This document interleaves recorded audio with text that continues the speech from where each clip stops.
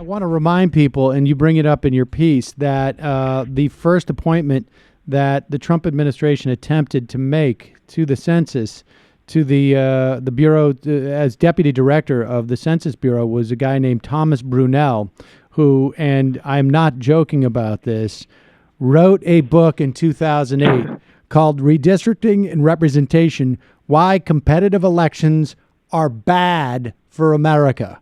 That's not a joke.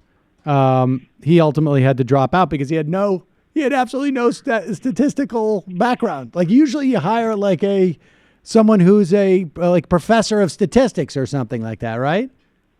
Mm-hmm. Usually you hire a career Census Bureau official to essentially run the 2020s, to run the census, to be deputy director of the Census Bureau. Right now we have a situation where, so he withdrew. There was a lot of pressure on him. Apparently Wilbur Ross wasn't that crazy about him. I have no faith anymore in Wilbur Ross, so I don't know what happened between the time that he tried to oust Thomas Brunel and add the citizenship question. It seems completely insane to me that you would decide that you didn't want someone with a Republican redistricting background to run the census, but then you wanted a question on citizenship on there, which is going to achieve the exact same ends as Thomas Brunel would have pushed for. So I think it's very contradictory in terms of what the Census Bureau is doing. But right now, they don't have a full-time leader.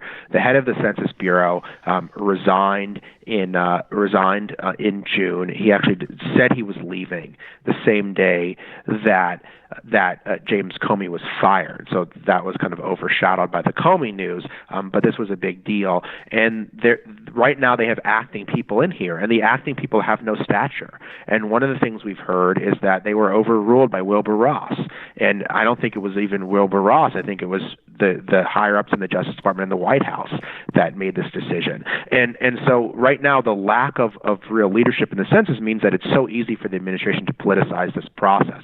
And this, not to get too into the weeds here, but if you look at who else is at the Census Bureau, one of the senior advisors to the Census Bureau is a former pollster for Kellyanne Conway. So, I mean, they've just basically taken like people from the RNC that know nothing about the census and have installed them at the Census Bureau. And so I just think there's unprecedented political interference taking place with the Census Bureau right now, even though this one guy, Thomas Brunel, had to withdraw.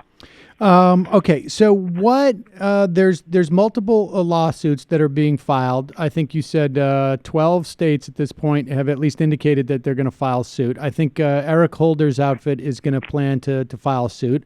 I'd be surprised if we didn't see other organizations file suit over this. Aside from the courts, because who knows with these guys. Could there be an attempt by people to say, like, I'm just, I'm not going to answer that citizen question. I'm a citizen, but I'm not going to answer that question, to essentially like keep it from drawing attention if you don't answer that question? Do you follow what I'm saying? Yeah, I do follow what you're saying. I mean, so there's already people that don't answer that question on the American Community Survey, for example, the smaller survey that's asked. I don't know how this would play out, because I think one of the things they want to do is they want to draw districts only based on citizens. So that if you don't answer you're a citizen, then does that mean you're not going to be counted when they go to draw the districts, even if you are a citizen? So there's just so many unanswered questions. Does that question have to be resolved at the Supreme Court? Whether or not we're going to base districts based on citizens or voting citizens, for that matter, as opposed to children. I mean, or it was already resolved by the Supreme Court. I mean, there was a unanimous decision 2 years ago where the Supreme Court said you draw districts based on total population, not on citizenship. Now, it wasn't a hard and fast rule. They didn't say that you could never do that, but they said that the scheme that they came up with in Texas wouldn't work. And so I think that the reason why they wanted to ask the citizenship question on the census was to try to do an end around that decision. And the same people that pushed for districts to be drawn just based on citizens were the same people that brought the legislation that gutted the Voting Rights Act. So, I mean, this is all just so transparent. I mean, the idea that they want this to enforce the Voting Rights Act is just so laughable. This is a long-term scheme by the Republican Party Party to try to insulate their majorities in the face of rapid demographic change and shifting political power. And the efforts to rig the census have to be seen along the same lines as the rampant gerrymandering we're seeing, the voter suppression we're seeing, the attempt to buy elections by conservative billionaires. It's all part of the same system of undermining democracy. The difference is that the census affects everything in democracy. It affects literally every part of our democracy. And so if you rig the census, there's no way to correct it because it's like the underlying basis for everything else that happens. It only happens once every 10 years, and if you do it right, do it wrong, there aren't any do-overs. There's no corrective. You can't redraw the census like you redraw a district if it's found unconstitutional. So that's why this is so serious. And if it gets screwed up, all that information is going to last till 2030. So I just think that this is a wonky issue. I know that it's hard to understand, but it's so important that we try to correct what's going wrong with the census. Otherwise, it's going to affect everything for the next decade. This is, in many respects, the DNA of the next 10 years of sort of the political organization of our country.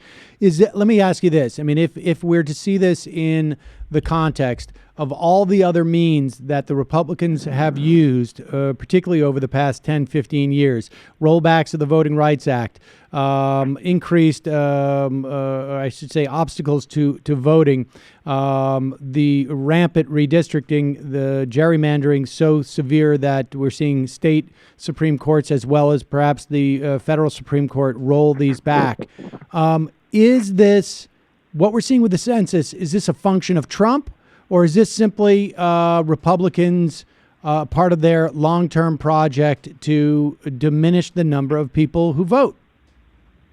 It's both. I think it's part of a longer effort by Republicans to diminish the number of people who vote, but it's also Trump trying to particularly use the demonization of immigrants to achieve these ends. So I think if we had a different Republican, there would still be issues with the census, but it wouldn't be the same exact issues that we're seeing under Trump, where they are trying to weaponize nativist resentment and voter suppression for a very specific end. And so that's what worries me here, is that this is just beyond the usual voter suppression by Republicans. This is a whole nother level in terms of what they're trying to do here. And I think that's what distinguishes it from the other kinds of voter suppression we're seeing by Republicans. I think this is even worse because I think they're trying to achieve ends that I think even many Republicans would otherwise be uncomfortable with. Ari Berman, senior reporter for Mother Jones Magazine, on how Donald Trump is rigging the census. Always a pleasure, Ari. Thanks so much for coming by. Thanks so much, Sam. I really appreciate it.